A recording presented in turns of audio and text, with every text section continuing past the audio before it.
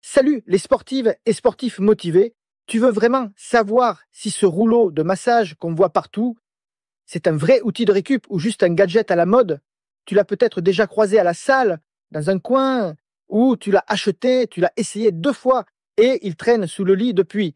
Mais en vrai, est-ce que ça sert à quelque chose? Est-ce que ça marche? Et surtout, comment s'en servir correctement sans se faire plus mal que bien? Allez, on va dérouler tout ça ensemble, sans jeu de mots. Ou peut-être un peu. Déjà, ce petit rouleau en mousse, il n'a pas l'air bien méchant, mais il agit en profondeur. C'est pas juste pour faire passer une douleur sur le moment. Il joue sur plusieurs niveaux.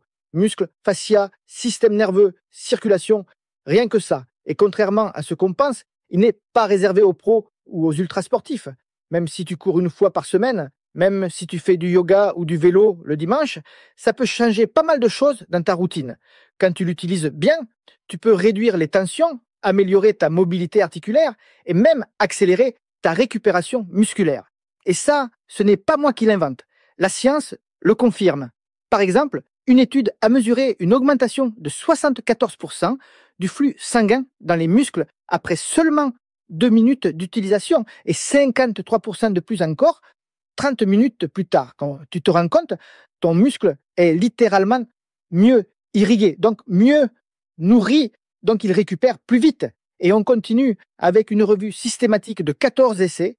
Elle montre que le foam roller réduit les douleurs post-effort, limite les baisses de force et permet une récupération plus rapide après l'entraînement. Sans effet négatif. Plutôt propre pour un truc qui coûte moins cher qu'une séance de kiné. Pense aussi à t'abonner à notre chaîne pour recevoir des vidéos sur l'entraînement ou le matériel qui vont t'aider à progresser en course à pied. Mais attention, parce qu'un rouleau mal utilisé, ça peut être totalement inefficace. Et ça, c'est le piège dans lequel tombent 90% des gens.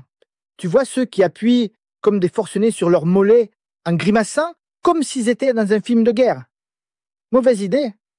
À l'inverse, ceux qui survolent à toute vitesse les zones sensibles, comme s'ils passaient le rouleau à peinture, ça sert à rien non plus. La bonne technique, c'est une pression contrôlée, un mouvement lent et un focus sur les zones tendues.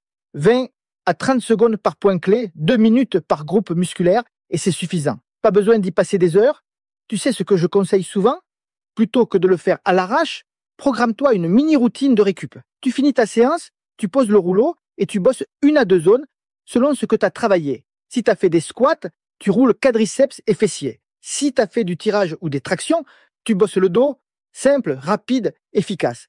Et ce qui est cool, c'est que tu peux aussi l'utiliser avant l'effort. Ouais, pas seulement après. Avant une séance, ça réveille le muscle, ça améliore la proprioception et ça peut même t'éviter un échauffement trop long ou trop passif. 2 minutes sur les ischios ou les mollets avant une sortie running, tu vas sentir la différence. Et même hors entraînement, il a sa place. Le rouleau agit aussi sur le système parasympathique. En gros, c'est ton mode repos et récup. Il aide à relâcher la pression, à mieux dormir, à réduire le stress. C'est un antidouleur naturel, un anti-fatigue, un anti-prise de tête.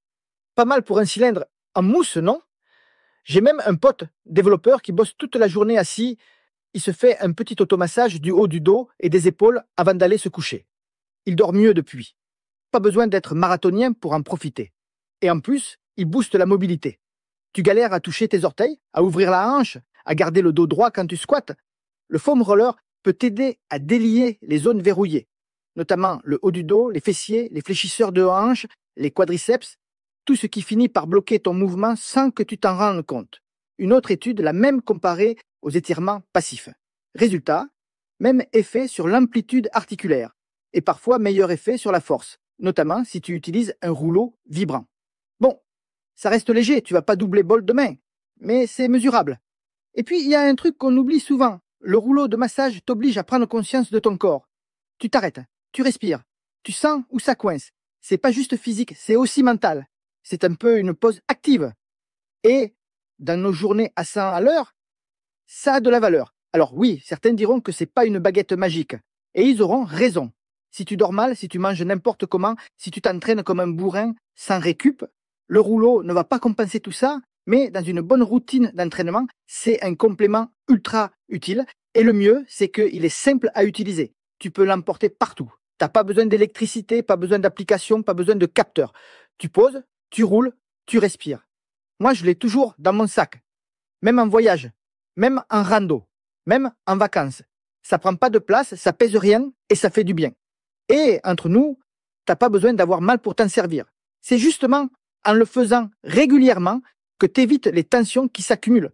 Petit rappel quand même, évite le rouleau si tu as une blessure ouverte, une thrombose ou si tu es enceinte. Et si tu sors de blessure ou que tu reprends doucement, demande toujours l'avis de ton kiné ou de ton médecin du sport. Le but, c'est pas de faire le malin, c'est de faire les choses bien. Et si tu as déjà essayé et que tu as eu mal, c'est sûrement que tu as mal choisi ton modèle. Tous les rouleaux ne se valent pas. Si tu débutes, prends un modèle mousse souple. Si tu veux aller plus profond ou que tu as l'habitude, passe sur une mousse plus rigide. Et si tu veux du haut de gamme, les rouleaux vibrants permettent un massage plus profond avec moins de pression. Ça peut valoir le coup si tu es très actif ou très tendu. Tu veux du concret? Alors voilà. Si tu veux améliorer ta mobilité de hanche, par exemple, tu prends le rouleau et tu bosses 1 minute sur chaque fessier. Ensuite, tu passes 1 minute sur les fléchisseurs de hanche, tu respires à fond, tu roules lentement et tu testes un squat après. Tu verras la différence. Si tu sens que tu as les épaules tendues, surtout après une journée assis devant un ordi, tu poses le rouleau au sol, tu roules doucement sur les trapèzes supérieurs et tu ajoutes un petit mouvement de bras pendant que tu roules, 30 secondes par côté.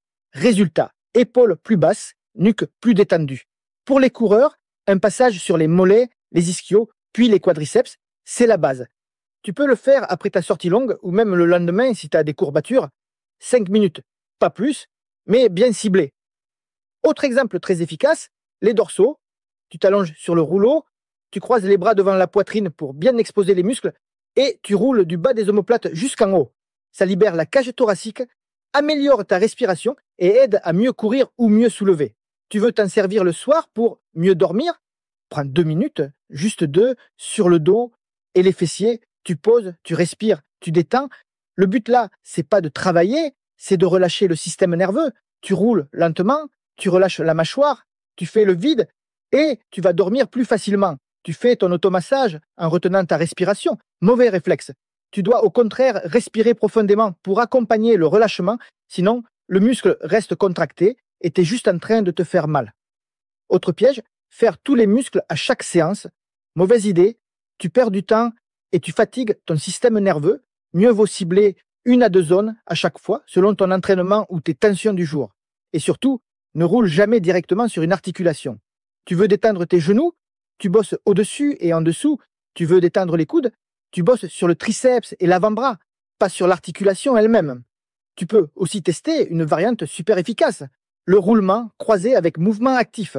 Par exemple, tu roules le quadriceps et tu fléchis ou tu tends la jambe en même temps. Ça décolle plus profondément les adhérences. C'est super utile pour les zones raides. Concernant le choix du rouleau, mousse souple pour débuter ou en cas de zone sensible, mousse.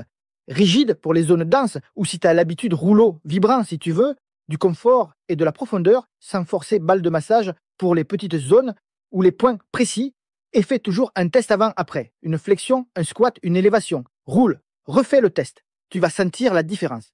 Et quand c'est concret, tu le fais plus souvent. Et plus tu le fais, plus ton corps kiffe. Voilà. Maintenant, tu sais comment l'utiliser, pourquoi et comment éviter les erreurs. Tu as plus d'excuses pour le laisser prendre la poussière. Alors, prêt à rouler?